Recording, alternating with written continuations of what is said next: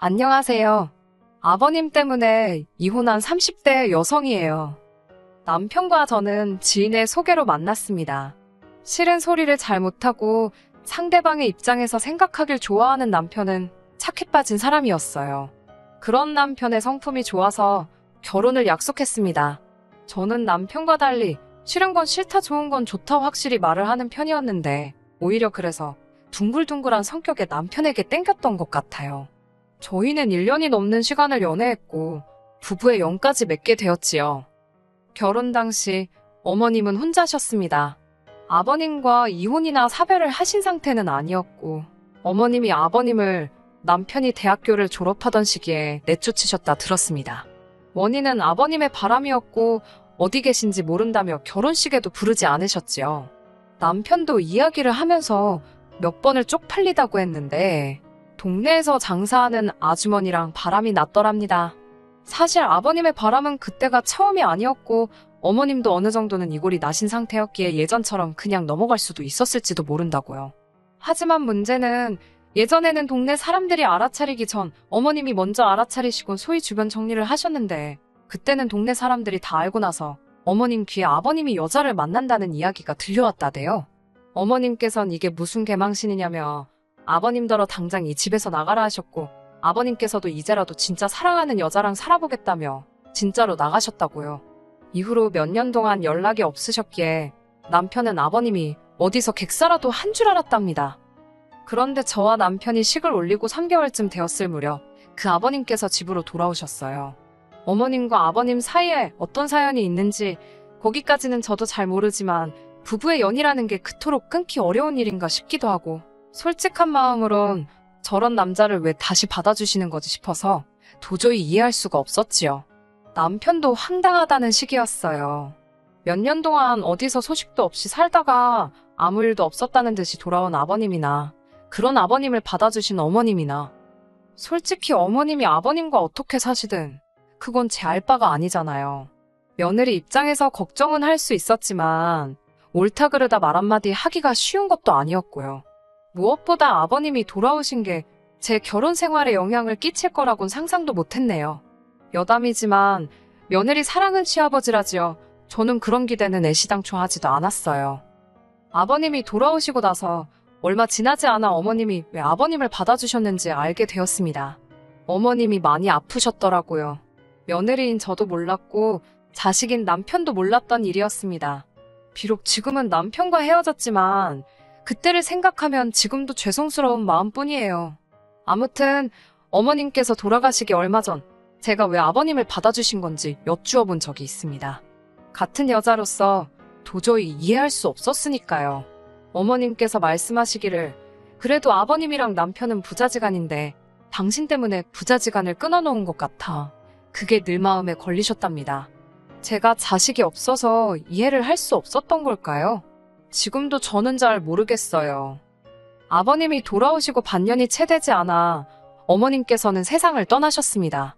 어머님 앞으로 되어있던 재산은 전부 아버님 앞으로 돌아갔는데 불행인지 다행인지 그 재산은 많지가 않았어요.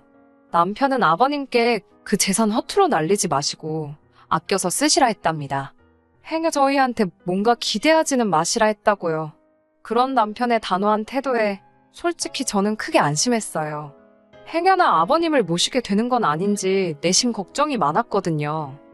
하지만 피는 물보다 진하다더니 정말 그 말이 딱인가 봅니다. 항상 제 편일 것 같았던 남편은 어느 순간부터 아버님의 불호령 앞에 아무 말도 못하고 무건수행을 하기 시작했어요. 남편이 그렇게 저자세로 나갈수록 아버님은 더 무리한 요구를 해오셨습니다. 급기야 그날은 아버님께서 짐을 싸들고 저희 집에 오셨더라고요.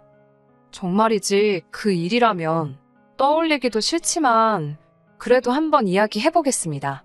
그날도 평소처럼 저는 회사에서 일을 하고 있었는데 아버님으로부터 전화가 걸려왔습니다. 저희 회사는 보안상 핸드폰 사용이 자유롭지 못해요. 그때도 팀원들과 회의를 하고 있었기 때문에 전화를 받기가 좀 눈치가 보이더라고요. 그래서 문자로 조금 이따 연락드리겠다고 했는데 또 다시 전화가 걸려왔습니다. 견디다 못한 제가 무음으로 돌렸는데도 연거푸 걸려오는 전화가 신경 쓰여 죽겠더군요. 결국 팀원들에게 양해를 구하고 복도로 나와 전화를 받으니 아버님께선 며느리라고 하나 있는 게 시아버지 알기를 개거시기만도 못하게 안다며 다짜고짜 상소리를 내뱉으셨습니다. 당황한 나머지 말도 제대로 안 나가더라고요. 그런 저에게 아버님은 됐고 현관 비밀번호가 뭐냐고 물으셨습니다. 그건 왜 물어보시냐 하니 물어보면 대답이나 하면 되지. 시아버지가 묻는데 왜 네가 다시 질문을 하냐입니다. 제가 비밀번호를 물어보시니까 그런 거 아니냐고. 도대체 왜 물어보시냐니까 됐답니다.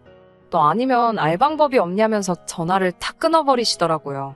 기분도 나쁘고 걱정도 되고 이어지는 회의 시간에도 도통 집중을 할 수가 없었지요.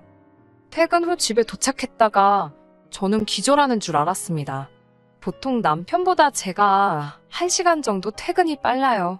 저는 9시 출근, 남편은 10시 출근이라서요. 당연히 저는 평소처럼 빈집을 기대하고 현관문을 열었는데 마음대로 꺾어 신고 다닌 듯한 남자 신발이 현관에 있었습니다. 남편 신발이 아니라는 건 한눈에 알아봤지만 그래도 남편 말고는 올 사람이 없었으니 의아해하면서 집 안으로 들어섰는데 아버님께서 트렁크에 런닝바람으로 거실에 계셨습니다. 황당해하는 저를 보신 아버님께선 너무나 천연덕스럽게 왜 이제 왔냐며 저녁 좀 빨리 차리랍니다. 당신 배고파서 돌아가시기 일보 직전이라나요. 제가 어떻게 들어오셨냐니까 이 집엔 뭐 너만 사냐 내 아들도 살지 그러시더군요. 솔직히 남편에게 연락을 하실 거란 생각을 못했던 건 아니지만 남편이 설마 비밀번호를 알려드릴 줄은 생각도 못했기에 너무 당황스러웠습니다. 저는 아버님 눈을 피해 남편에게 전화를 걸었어요. 지금 이게 무슨 상황이냐고 묻자 남편도 한 번에 알아듣고는 일단은 미안하다 하더라고요. 자기도 회사 일 때문에 바쁜데 계속해서 아버님이 전화를 걸어오시고 거기다 욕을 해대시니 방법이 없었다면서요. 남편이 어떤 기분이었을지 제가 모르는 바가 아니라서 일단은 알았다 했습니다. 이미 집안에 들어와 계신 분을 내쫓을 수도 없고 하지만 환장하겠더라고요. 저희는 맞벌이를 하다 보니 저녁 식사는 간단하게 해결하는 편입니다. 자주 시켜 먹기도 하고 나가서 사 먹기도 하고요. 그렇다 보니 갑자기 오신 아버님을 대접해드릴 만한 메뉴가 있을리 만무했지요. 남편이 오면 외식을 해야겠다 생각하고 저는 저대로 방에 있었습니다. 솔직히 거실에 널브러져 계신 아버님 때문에 제가 있을 곳이 마땅치 않았던 것도 사실이에요. 이런저런 생각으로 머릿속이 복잡한 그때 아버님께서 안방문을 벌컥 여셨습니다. 깜짝 놀란 제가 노크도 안 하시고 문을 열면 어쩌시냐고 한마디 했더니 아버님께선 방에서 뭔짓거리를 하고 있었길래 그러냐면서 너 뭐 이상한 거 보고 있었냐입니다. 요새는 여자들도 그런 거 다 본다더니 너도 그런 거 보냐면서 기분 나쁜 표정으로 실실 웃으시는데 솔직히 순간 너무 무섭더라고요. 그때 다행히 현관문 비밀번호 누르는 소리가 들렸고 남편이 들어왔습니다. 남편에게 일단은 나가서 저녁을 먹자고 했고 그렇게 저희는 집 근처 부대찌개 집에서 저녁을 먹었습니다. 식사 내내 아버님 눈도 똑바로 못 쳐다볼 만큼 기분이 나쁘고 비위가 상하더군요. 식사를 마치고 집으로 돌아오니 아버님께선 멋대로 냉장고를 살피시곤 저더러 포도를 씻어달라 하셨습니다. 한 송이 씻어드리고 저는 방으로 들어가려는데 저와 남편더러 나와서 이리 좀 앉아보라 하시더군요. 또 무슨 말씀을 하시려고 저러시나 하니 당신이 이제 갈 곳이 없게 되었답니다. 당황한 제가 그게 무슨 말씀이냐 물으니 사정이 그렇게 되었다면 그런 줄 알지 넌 아까부터 뭘 그렇게 꼬치꼬치 물었었냐며 여자가 말이 많으면 그것만큼 꼴불견이 없답니다. 아버님의 수준 떨어지는 언행을 모르던 바는 아니었으나 아무튼 알고 보니 얼마 전 전세가 끝났고 그 보증금은 말하려니 또 열불이 올라오네요. 그 보증금은 유흥비로 다 탕진하셨답니다. 제가 알기로 어머님이 사시던 빌라 보증금이 4천 정도였는데 그걸 한 달도 안 걸려서 다 쓰신 거지요. 그래놓고 이제 와서 저희더러 당신을 책임지라는 소리셨습니다.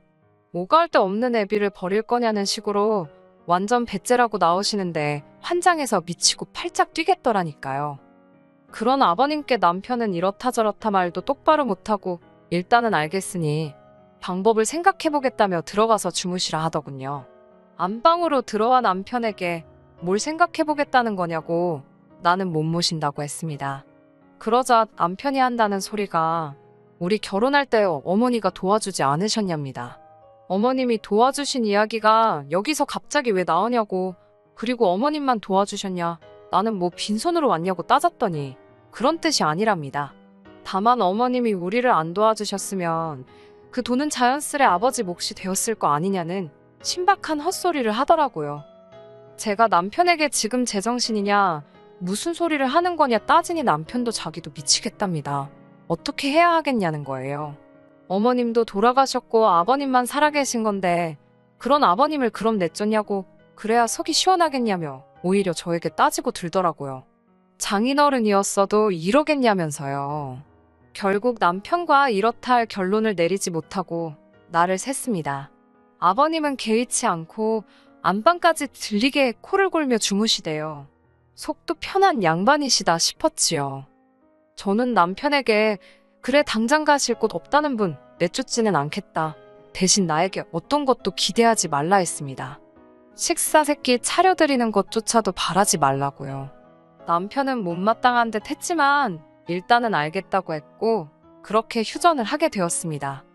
막상 말은 그렇게 했지만 나이 드신 아버님께 알아서 차려드시라 하자니 마음이 영 불편하더라고요. 어쩔 수 없이 간단하게나마 아침 식사를 차려드렸습니다. 고맙다는 말을 기대하고 한 건 아니었지만 아버님께선 제가 차린 밥상을 보시더니 국도 하나 없고 아침부터 늙으니 목 막혀 돼지라고 이래놓은 거냐 하시더군요. 저는 그래도 나름대로 신경 써서 좋은 마음으로 해놓은 건데 욕이나 먹으니 기분이 좋았겠어요? 드시기 싫으시면 마시라 하고 치우려더니 냅두랍니다. 시애비가 한마디 했다고 뽀로로 성질 부리는 꼴 좀 보라나요. 출근도 해야 되고 아침부터 영양가 없이 짐 빼기도 싫어서 간신히 눌러 참았어요. 그렇게 3일 정도 지났을 무렵이었습니다. 퇴근하고 집에 왔는데 아버님이 안 보이시더라고요. 어디 외출이라도 하셨나 생각하고 안방문을 열었다가 기절하는 줄 알았습니다. 아버님이 속옷 차림으로 저희 침대에 누워 계시더라고요. 민망하고 낯뜨거운 상황에 저도 모르게 고개를 돌리고 아버님 지금 이 방에서 뭐 하시는 거냐고 소리를 질렀습니다. 그러자 아버님께선 당신 방이라고 준 방은 갑갑하시답니다. 그러면서 이참에 당신이 이 방을 쓰고 싶다고 방을 바꿔 쓰자 하시더군요. 어처구니가 없는 아버님의 말씀에 그게 무슨 말씀이시냐고, 어떻게 방을 바꿔 쓰냐고 물었습니다. 엄연히 저희는 이 집 주인이고 부부이고 두 사람이니 큰 방을 쓰는 거고 아버님께서는 냉정하게 말하자면 손님이시니 작은 방을 쓰는 게 당연하지 않냐고 물었어요. 게다가 결혼할 땐 아버님이건 어머님이건 모시고 살게 될 거란 이야기도 없었고 솔직히 합가를 해야 될 거라곤 생각지도 못했거든요. 아버님께선 당신이 이 집에서 가장 큰 어른인 만큼 큰 방을 쓰는 게 도리에 맞다고 우기셨습니다. 동서고금의 시아버지가 쪽방을 썼다는 이야기는 당신이 들어본 적이 없으시잖아요. 아버님이 쓰시는 방 절대로 쪽방 아니었습니다. 단지 안방엔 붙박이장이 있고 작은 방엔 없고 그 차이였어요. 아무튼 저는 저대로 아버님은 아버님대로 같은 소리를 여러 번 반복하고 있었는데 남편이 들어왔습니다. 그러자 아버님이 먼저 나서서는 남편에게 이야기 좀 하자고 하시더군요. 저는 남편도 저랑 같은 생각을 할 거라 확신했습니다. 하지만 그런 제 믿음은 얼마 가지 않아 산산조각나 부서지고 말았네요. 남편은 아버님의 말도 안 되는 억지 소리를 한참 들어주더니 저에게 아버님 말씀이 틀린 것만은 아니랍니다.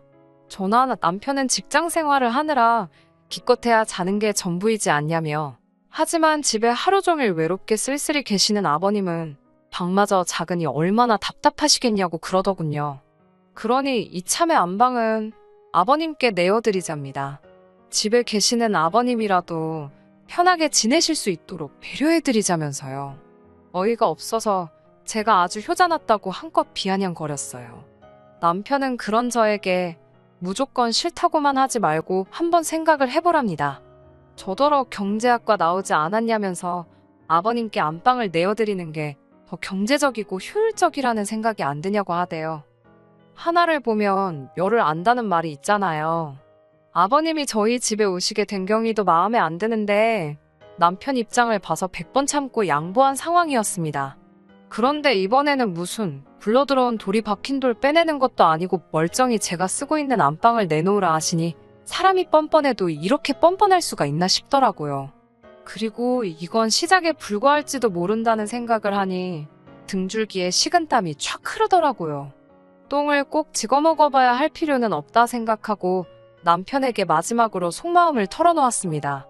아버님하고 같이 살기로 한 지 며칠이나 됐다고 벌써 이렇게 당신과 싸워야 하는 거냐고 지친다고요. 그러자 남편은 저더러 어쩌라는 거냐입니다. 돈도 없고 갈 곳 없다는 아버님을 내쫓기라도 해야 직성이 풀리겠냐고요. 이 와중에 저를 더 열받게 한 건 아버님이 보여주신 태도였습니다. 차라리 좀 미안한 척이라도 하고 계시면 저도 부모가 있는 자식된 입장에서 아버님께 그렇게 모질게는 하지 않을 거예요. 하지만 아버님은 남편이 말 한마디 할 때마다 더 기가 사셨는지 역시 내 아들 옳은 소리만 한다는 둥, 저같이 독한 여자랑 사는 아들이 불쌍하다는 둥, 그리고는 급기야 남편에게 하신다는 말씀이 밖에 나가면 괜찮은 여자가 발에 채이게 널렸는데 절 내보내고 당신이랑 둘이 살잡니다. 살림도 안 하고 기만 센 여자 데리고 살게 못 된다나요. 그 말을 듣는 순간 시쳇말로 꼭지가 돈다고 그러지요? 제가 딱 그랬습니다. 내가 무슨 좋은 꼴을 보겠다고 양보를 해서 아버님을 받아들였는지 분통이 터지더군요. 남편에게 더 말할 것도 없다고 아버님 말씀대로 어디 가서 좋은 여자 있나 한번 찾아보라 했습니다. 이혼하자고 하면서 혹 달린 이혼남에게 어떤 얼빠진 물건이 들러붙을진 모르겠단 말도 잊지 않았고요. 그제서야 남편은 혼자 대신 불쌍한 시아버지가 서운해서 말을 좀 헛하신 건데 그걸 이해를 못해서 이혼 소리까지 하냐며 저더러 너무한다고 어디 지나가는 사람을 붙잡고 물어보라대요. 흔쾌히 그러라 했습니다. 한번 모르는 사람들한테 귀에서 피가 나도록 욕을 먹어야 정신을 차리려나 싶어서요. 하지만 뒤이어 남편이 한다는 소리가 제가 먼저 이혼하자 했으니 제가 유책 배우자라며 위자료를 줘야 한답니다. 저는 제대로 된 상의도 없이 아버님을 신혼집으로 불러들여서 안방까지 내놓으라 하는 네가 유책 배우자지 왜 내가 유책 배우자냐고 따지고 들었어요. 그러면서 제가 법대로 하자고 했네요. 뭐 뒷이야기는 안 해도 아시겠지요. 법대로 해봤자 아니겠어요? 살고 있는 집이야 어차피 전세였고 서울이 아니라 비싸지도 않거든요. 친정부모님이 이 모든 사정을 아시더니 얼마 남지도 않은 계약기간 알아서 살게 두랍니다. 계약은 어차피 제 이름이니 뭐 남편이 마음대로 할 수 있는 것도 없고 남편도 남편대로 알아봤는지 협의 이혼하자고 나오더라고요. 보나마나 아버님이랑 혹이 달렸으니 지한테 불리한 상황인 걸 눈치 깐 거지요. 그렇게 예상보다 깔끔하게 갈라섰습니다. 숙려기간이 끝나기 이틀 앞두고 남편이 다시 한번 생각해보면 안 되겠냐고 절 잡던데 감자나 먹으라고 그랬습니다. 팔자에도 없는 자원봉사하며 살게 생겼냐고 앞으로 네 앞가림이나 잘하고 살라고 그러고 헤어졌어요.